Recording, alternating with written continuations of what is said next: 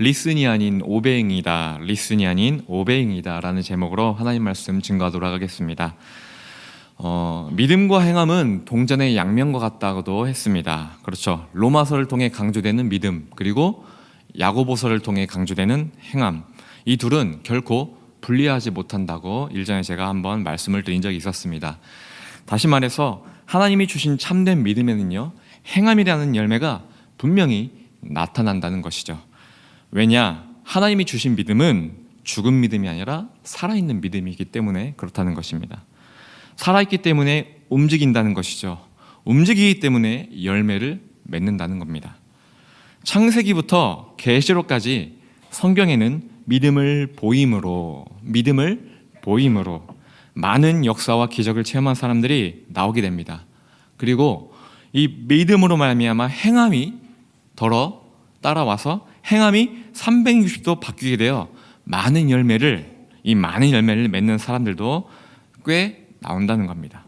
이렇게 믿음과 행함은 뗄 수 없는 동전의 양면과도 같다는 것이죠. 여기서 중요한 사실은요, 행함이 먼저가 아니라는 것이죠.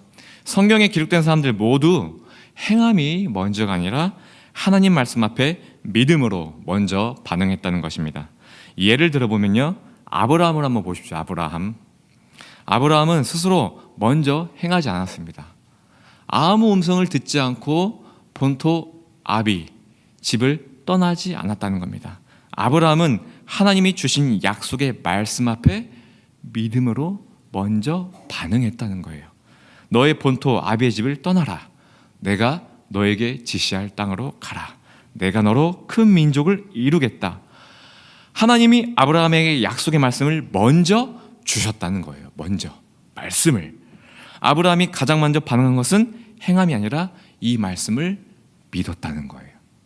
진실로 믿었기에 그 다음 행함이 가능했다는 것입니다. 요셉은 어떻습니까? 하나님은 요셉에게 꿈을 통하여 약속의 말씀을 주셨죠. 그러나 요셉에게는 수많은 고난들이 찾아옵니다. 요셉이 포기했습니까? 절대 포기하지 않았죠. 요셉은 포기하지 않았어요. 왜 그럴까요? 하나님이 주신 약속의 말씀을 절대적으로 신뢰했기 때문이에요. 신뢰했기 때문에 고난 앞에서도 흔들리지 않는 이 믿음의 행함을 보일 수 있었다는 겁니다. 노아를 보십시오. 비라는 것을 전혀 모르는 노아에게, 이 완벽한 기후 조건 속에서 살아갔던 이 노아에게 하나님은 홍수로 심판하시겠다고 말씀하셨죠. 그리고 배를 만들라고 명령하셨습니다. 노아는 여기에서 묻지도 따지지도 않았다는 거예요. 하나님이 주신 구원의 약속, 이 약속의 말씀을 절대적으로 신뢰했다는 겁니다. 믿음으로 먼저 반응을 보였다는 거예요. 그리고 나서야 120년간 방주를 짓는 행함을 하나님께 보였다는 겁니다. 우리는 성경을 통해 분명히 알 수 있습니다. 하나님께서 내게 주신 약속의 말씀, 생명의 말씀, 이 구원의 말씀, 이 말씀을 듣고 믿음으로 반응하게 되면요, 반드시 이 말씀이 살아 역사하게 된다는 것을 말입니다. 반응하게 되면 반드시 이 말씀이 살아 역사하게 된다는 것을 말입니다. 어떻게 살아 역사한다는 겁니까? 믿음으로 반응한 사람을 통하여 역사하게 된다는 거예요. 본문 말씀을 보십시오. 하나님의 말씀을 받을 때에 사람의 말로 받지 아니하고 하나님의 말씀으로 받음이니 진실로 그러하도다. 이 말씀이 또한 너희 믿는 자 가운데서 역사하느니라. 아멘. 사람의 말에는 능력이 없죠. 사람의 말에는 능력이 없습니다. 그러나 하나님의 말씀은 능력이 있다는 것입니다. 하나님께서 천지를, 온 세상을 무엇으로 창조하셨습니까? 말씀으로 창조하셨죠. 우리가 구원을 얻게 된 것이 무엇 때문입니까? 말씀이 육신이 되어 오신 예수님 때문이라는 거예요. 말씀이라는 겁니다. 말씀. 모든 것은 하나님의 말씀으로 창조되었고 그 말씀이 육신이 되어 오신 분이 예수님이라는 거예요. 그래서 본문 말씀의 사도 바울은 데살로니가 교인들에게 자신 있게 외쳤다는 거예요. 예를 들었던 노아, 아브라함, 그리고 야곱, 요셉, 이들 모두는요, 사람이 말이 아닌 하나님의 말씀으로 받았고 믿었다는 겁니다. 믿었기에 오늘 본문에서 말하는 것처럼, 이 바울이 말하는 것처럼 믿는 자 가운데서 역사가 일어났다는 거예요. 이것을 체험했다는 겁니다. 이 모두가. 성도 여러분, 그런데 한번 잘 생각해 봅시다. 많은 사람들이요, 하나님의 말씀을 공부합니다. 연구합니다. 그리고 들어요. 많은 사람들이 이렇게 얘기하죠. 지금은 말씀의 무슨 시대? 홍수 시대. 많이 들어봤죠? 귀 익숙하시죠? 말씀의 홍수 시대에 우리는 살아가고 있다고 많은 사람들이 얘기를 합니다. 정말 많은 설교 말씀을 듣습니다. 마음껏 말씀을 전할 수 있습니다. 이 모든 것들이 얼마나 감사합니까? 이런 배경 속에서 우리가 신앙생활을 한다는 것이 얼마나 감사합니까? 눈치 안 보고 마음껏 말씀을 들을 수 있다는 것이 얼마나 감사합니까? 얼마 전에 다녀온 네팔, 그것은 대놓고 말씀을 전할 수 있는 곳이 아니에요. 마음껏 들을 수 있는 것들이 아닙니다. 말씀의 홍수시대라는 말은요, 이 네팔인들에게는 전혀 해당이 되지 않는 거예요. 그런데 그들의 간증에는 파워가 있습니다. 간증 시간에 들어보셨죠? 그 순위 채빵이라는 친구가 계속 나왔죠? 간증 때마다. 간증에는요, 파워가 있어요. 그 친구뿐만이 아니었어요. 그들의 간증에는요, 또한 역사가 있어요. 히스토리가 있어요. 찬양하는 그들의 모습은 진실함이 담겨 있습니다. 그리고 기도에 간절함이 있다는 거예요. 말씀을 듣는 자세가 달라요. 그들의 삶 가운데서 놀라운 기적과 하나님의 역사하심들이 마구마구 나타난다는 사실이에요. 그런데 우리는 어떻습니까? 신앙생활을 함에 있어 네팔인들보다 훨씬 더 유리한 조건을 가진 우리의 모습은 어떠냐는 거예요. 간절함이 없다는 것입니다. 그래서 기도가 힘들어요. 기도가 지루해요. 찬양에 아무런 감동이 없습니다. 율동을 억지로 따라합니다. 말씀을 하나님의 말씀이 아닌 강의로 어디 한번 들어보자, 이런 식으로 우리는 받아들인다는 거예요. 예배 자리에 자발적이 아닌 질질질 끌려 나온다는 거예요. 간절함이 없다는 것입니다. 제가 지난 9차 네팔 선교에서 바이블 캠프라는 사역을 처음으로 맡게 되었었습니다. 이 바이블 캠프에 참여한 아이들의 나이는 10대 중반부터 20대 중반까지 다양했습니다. 이들에게 제가 말씀을 증거했어요. 말씀의 내용은요, 제가 여기서 우리 청소년부 아이들에게 전한 말씀과 별반 차이가 없었습니다. 마치 무슨 비장의 각오를 한다거나 우리 아이들보다 네팔 아이들에게 더욱 깊은 말씀을 증거해야겠다, 이렇게 하는 것도 아니었어요. 늘 우리 아이들에게 전한 말씀, 그 말씀 들고 갔습니다. 그리고 똑같은 말투와 똑같은 제스처로 동일하게 그들에게 전했습니다. 그런데 제가 거기에서 놀라운 것을 발견했습니다. 같은 하나님의 말씀을 전했는데 여기에서 전한 똑같은 말씀을 가지고 가서 똑같은 말투와 똑같은 제스처, 똑같은 시간의 분량을 가지고 제가 말씀을 그들에게 전했는데요, 반응이 달랐어요. 반응이 달랐어요. 우리 아이들은 졸거나 핸드폰을 봅니다. 옆 친구와 수다를 떱니다. 몸을 가만히 안 놔둡니다. 뭐 항상 그렇다는 건 아니에요. 그런데 네팔 아이들은요, 눈빛이 살아 있었어요. 알력이 있어요. 알력이. 아무도 움직이지 않아요. 숨소리도 안 들려요. 엄청난 집중력으로 저를 뚫어지게 주시했습니다. 찬양하는 그들의 열정은요, 엄청났어요. 예배 후에 그들이 앞에 나와서 간증을 하는데 눈물을 흘려요. 예수님을 향한 믿음, 이 열정에 대해서 그들이 간증을 하는데요, 제가 그걸 듣고 있는데 제가 빨려 들어가요. 아, 빨려 들어간다는 것이 이런 거구나. 제가 처음으로 체험을 했습니다. 지루하지 않아요. 진실이 전해져요. 듣고 있는 제 가슴이요, 뜨거워져요. 이번 10차 네팔 선교 바이블 캠프에서 이들을 또 만났습니다. 여전했습니다. 아니, 이들의 믿음은요, 더욱 성장했어요. 거기에서 우리 노영 목사님께서 말씀을 증거하셨는데 역시 반응이 달라요. 여전히 하나님의 말씀이 이들을 통하여 역사하고 있다는 것을 저는 발견하고 왔습니다. 저는 묵상했습니다. 묵상하고 또 묵상했어요. 우리 아이들과 네팔 아이들의 차이점이 과연 무엇일까? 이런 차이점이 뭘까? 계속 고민해 봤어요. 이게 뭘까? 그리고 깨달은 것은 이거였어요. 간절함이구나. 간절함의 차이구나.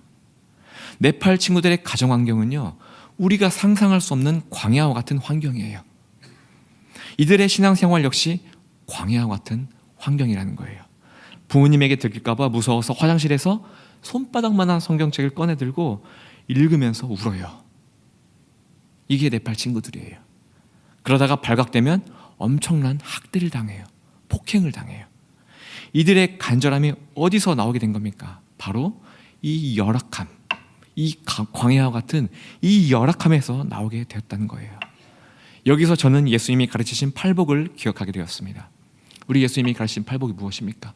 심령이 가난한 자는 복이 있나니 천국이 그들의 것이며, 애통하는 자는 복이 있나니 그들이 위로를 받을 것이며, 의에 줄이고 목마른 자는 복이 있나니 그들이 배부를 것이며.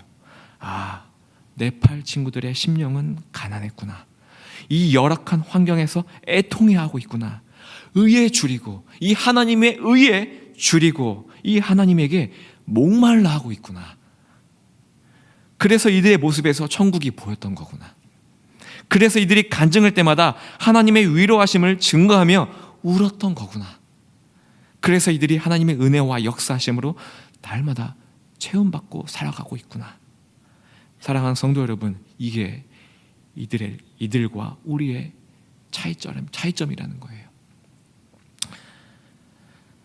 저는 지금 우리가 누리고 있는 이 복을 걷어차버리라고 말하고 있는 것이 아닙니다.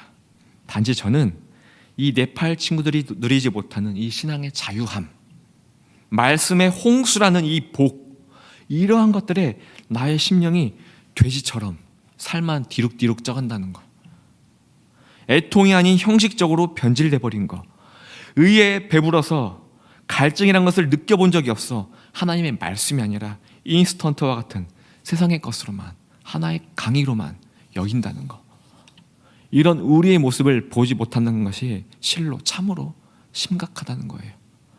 이것이 하나님 앞에서 교만이라는 것을 우리가 모른 채 살아간다는 거예요. 그래서 간절함이 없다는 겁니다.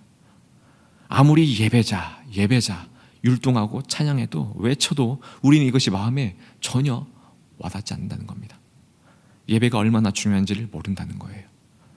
말씀이 얼마나 위대한지를, 얼마나 능력 있는지를 우리는 모른다는 겁니다.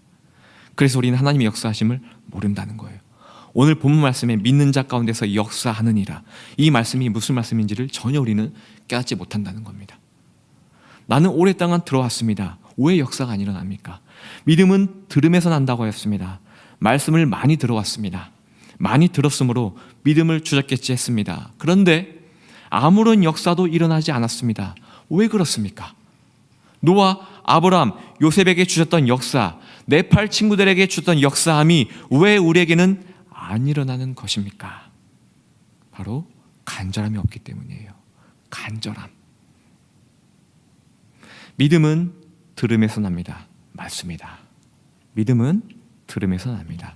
맞습니다. 그런데 여기서 말하는 들음은요, 오늘 말씀의 설교 제목처럼 리슨이 아니에요. 히어링이 아니에요. 그냥 듣기가 아니라는 거예요. 성경이 말하는 이 믿음은 들음에서, 이 들음은요 바로 청종이라는 거예요. 청종. 이 청종이 영어 단어로 무엇입니까? 바로 obey, O-B-E-Y, obeying. 무슨 뜻입니까? 명령을 따르기로 작정하다. 성경이 말하는 들음이라는 것은요, listening, hearing이 아니라 obeying이라는 거예요. obeying. 하나님의 말씀을 들을 때 그 말씀 앞에 순종함으로 나아가고자 하는 마음, 이것이 바로 obeying, 청종이라는 겁니다. 네팔 친구들에게 말씀을 선포할 때 그들의 눈빛은 히어링이 아니었습니다. 그들의 눈빛은, 그들의 자세는 오베잉이었다는 겁니다. 나에게 주신 이 복된 말씀을, 구원의 말씀을, 생명의 말씀을, 이 약속의 말씀을 내 것으로 만들기 위한 간절함, 이 간절함이 있기에 자연스레 순종함이 따라온다는 거예요. 남자들이 공감할 만한 예를 하나 들어보겠습니다. 우리 여성분들이 공감할 만한 예를 제가 찾지 못했어요. 그래서 남자들이 공감할 만한 예를 하나 들어보도록 하겠습니다. 정말 갖고 싶은 자동차가 있습니다. 때마침 이 차를 반값에 살 수 있는 기회가 생겼어요. 딜러는 이 차를 반값에 살 수 있는 방법들을 설명을 하고 있습니다. 이 딜러의 설명에는 몇 가지 움직여야 할, 행해야 할 과제들이 있었습니다. 딜러의 설명을 들은 남자 어떻게 할까요? 수천만 원 하는 이 자동차를 반값에 가져올 수 있다는데 뭔들 못할까요? 그쵸? 우리 남성분들 공감하시죠? 딜러의 설명을 듣고 한 귀로 흘릴까요? 만약 한 귀로 흘린다면 이것을 히어링이라고 하는 거예요.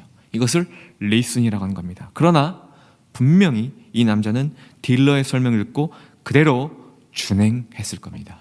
그대로 순종했을 겁니다. 그대로 행했을 것입니다. 왜? 이 차를 반값에 가져온다는데, 얻을 수 있다는데 당연히 순종해야 되겠죠. 간절하겠죠. 간절하기 때문에 이 딜러의 말을 듣고 행동에 옮긴다는 거예요. 이것이 오베잉, 이것이 청종이라는 거예요. 400년간 애굽의 노예로 살아왔던 이스라엘 백성들을 보십시오. 모세를 통하여 구출됩니다. 하나님은요, 400년간 몸에 배운 노예의 근성을 뿌리를 뽑고자 하나님의 백성답게 살게 하고자 모세와 여러 선지자를 통하여서 말씀을 끊임없이 하십니다. 백성들에게. 그리고 훈련을 시키셨습니다. 하나님의 말씀을 들었던 이스라엘 백성들 딱 두 종류로 갈리게 됩니다. 리슨으로 받은 자들, 그리고 오뱅이로 받은 자들, 이렇게 말이에요. 리슨과 오베잉.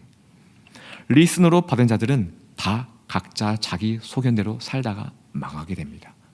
그러나 오베잉으로 받은 자들은요, 하나님의 말씀을 기준으로 삼고 살았기에 다 복을 받고 살아가게 되었다는 거예요. 사랑하는 성도 여러분, 거룩하신 하나님의 말씀, 이 능력 있는 하나님의 말씀, 이 말씀이 선포되어진다고 해서요, 듣기만 하면 자동으로 모든 사람이 다 변화되는 것이 아니라는 거예요.